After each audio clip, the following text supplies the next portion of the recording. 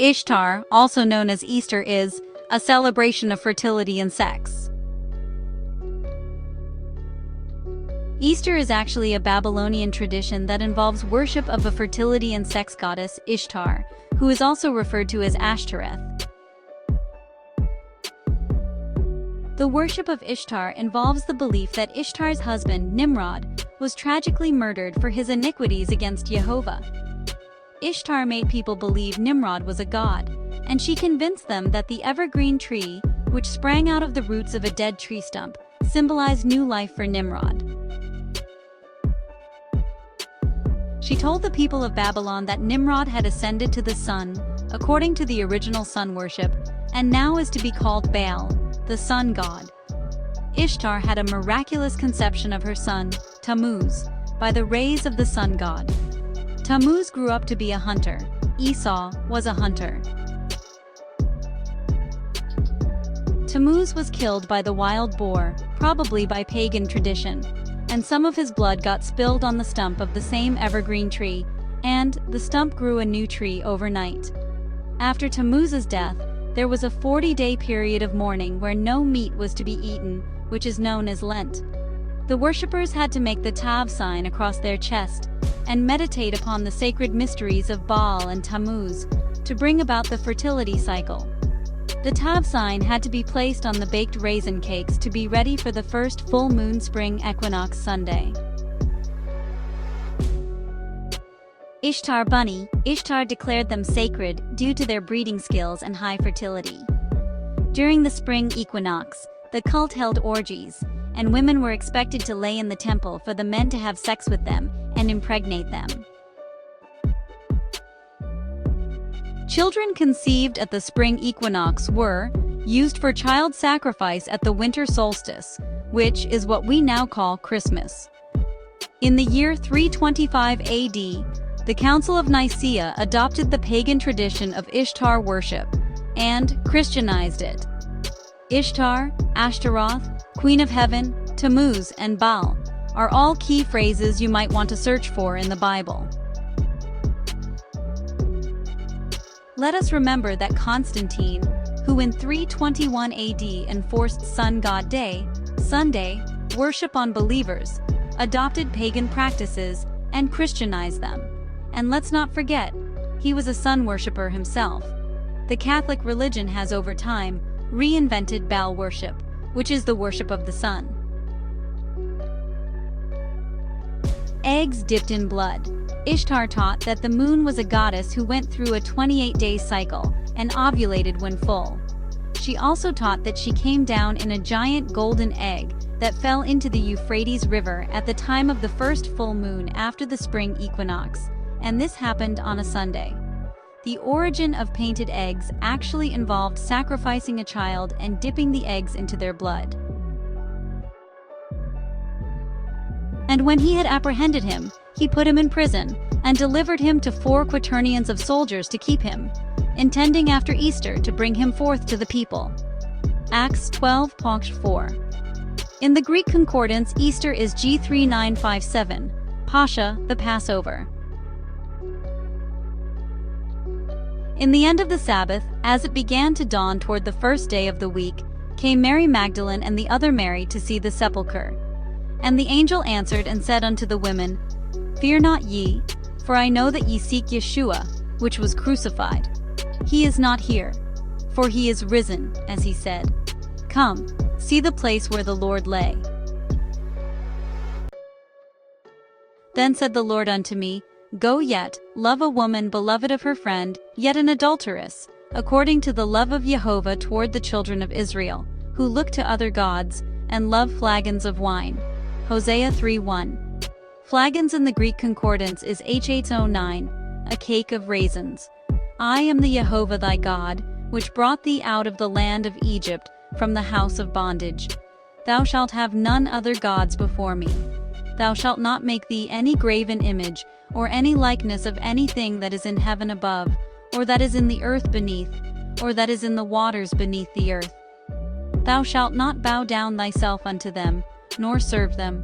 For I, the Jehovah thy God, am a jealous God, visiting the iniquity of the fathers upon the children, unto the third and fourth generation of them that hate me, and showing mercy unto thousands of them that love me and keep my commandments.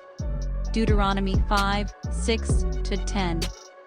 Take heed to thyself, that thou be not snared by following them, after that they be destroyed from before thee, and that thou inquire not after their gods, saying, How did these nations serve their gods? Even so will I do likewise. Thou shalt not do so unto the Lord thy God, for every abomination to the Lord, which he hateth, have they done unto their gods.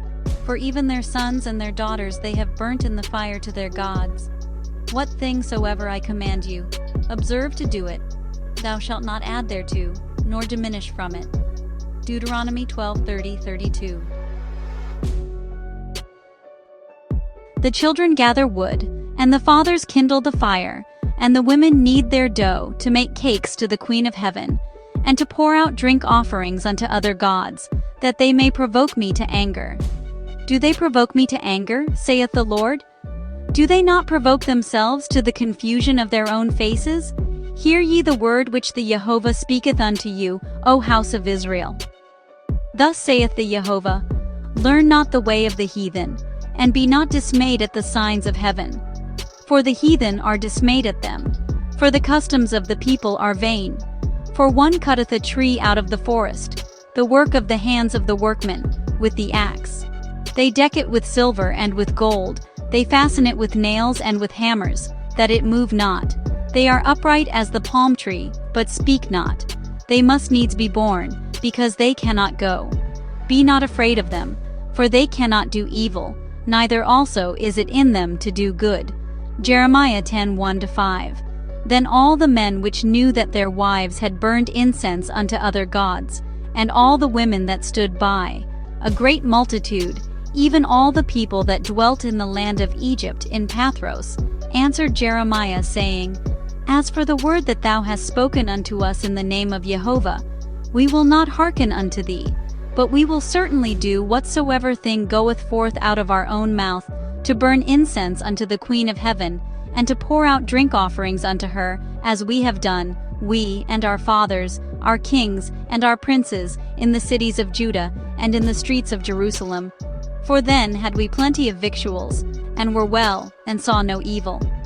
But since we left off to burn incense to the Queen of Heaven, and to pour out drink offerings unto her, we have wanted all things, and have been consumed by the sword and by the famine.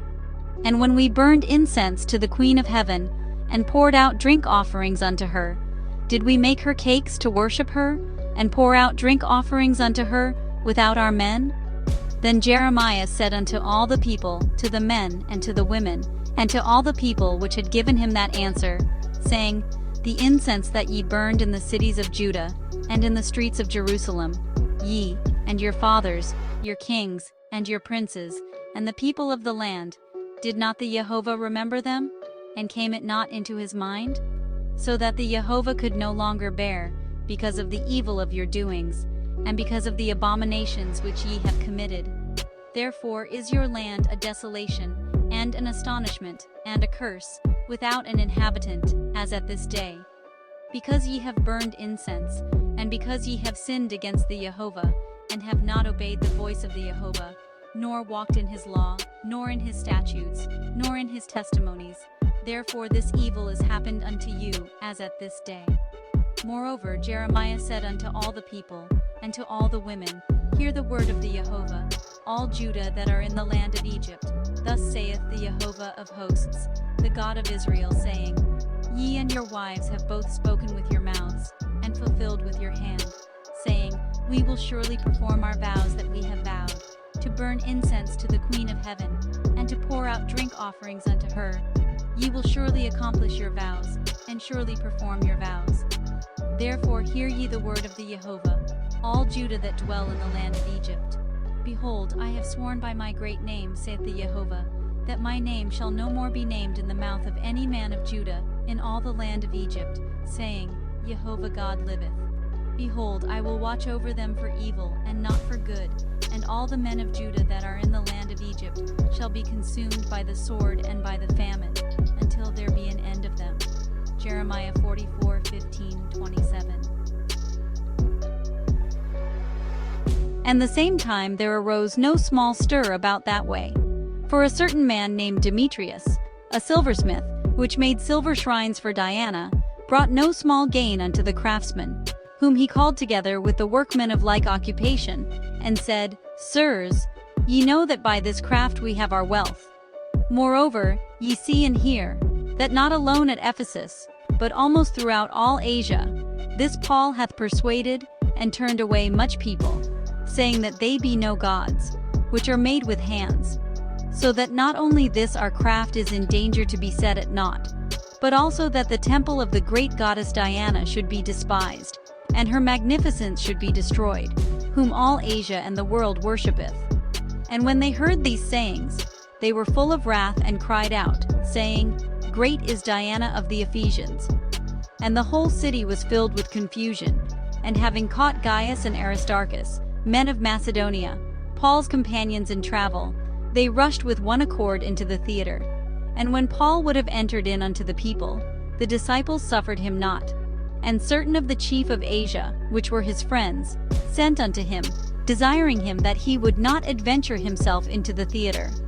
Some therefore cried one thing, and some another, for the assembly was confused, and the more part knew not wherefore they were come together. And they drew Alexander out of the multitude, the Jews putting him forward. And Alexander beckoned with the hand, and would have made his defense unto the people. But when they knew that he was a Jew, all with one voice about the space of 2 hours cried out, Great is Diana of the Ephesians. And when the town clerk had appeased the people, he said, Ye men of Ephesus, what man is there that knoweth not how that the city of the Ephesians is a worshipper of the great goddess Diana, and of the image which fell down from Jupiter? Seeing then that these things cannot be spoken against, ye ought to be quiet, and to do nothing rashly. For ye have brought hither these men, which are neither robbers of churches, nor yet blasphemers of your goddess. Acts 19:23-37. Because that for his name's sake they went forth, taking nothing of the Gentiles. 3 John 1:7. Little children, keep yourselves from idols. Amen. 1 John 5:21.